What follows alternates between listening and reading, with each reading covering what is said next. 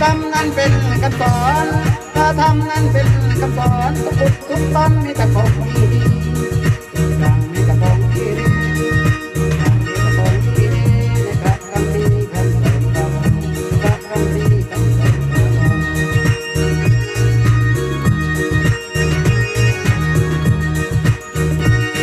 ทุกคนและก็ต้องเป็นใจ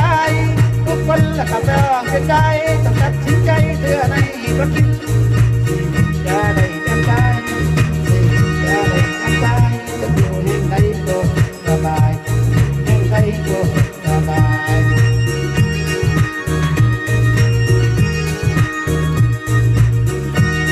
พระธรรมนั้นเป็นพระเจ้าพระธรรมนั้นเป็นพระเจ้าพวกเราเชื่อในพระองค์ชีวิตจะได้ดำรงชีวิตจะได้ดำรงเมื่อพระองค์ได้เข้ามาเมื่อพระองค์ได้เข้ามา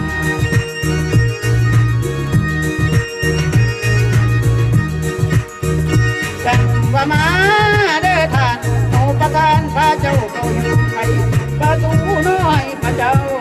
พระเจ้าและพระเจ้าพระเจ้าเรามันปกครองไว้นั่นลานาก็ละบันเจ้านานั่นลานาก็ละบันเจ้านายนั่นมาพระเจ้าเต็งแต่อย่าหลงอย่าแหวไปเด้ออย่าหลงอย่าแหวไปเด้อ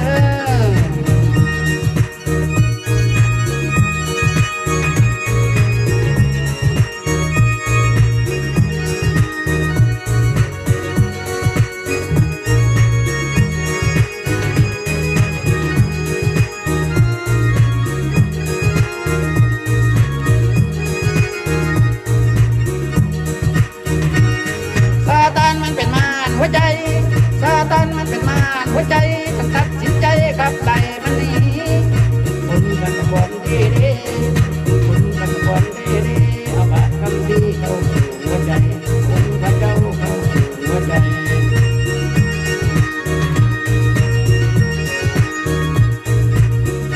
จังว่า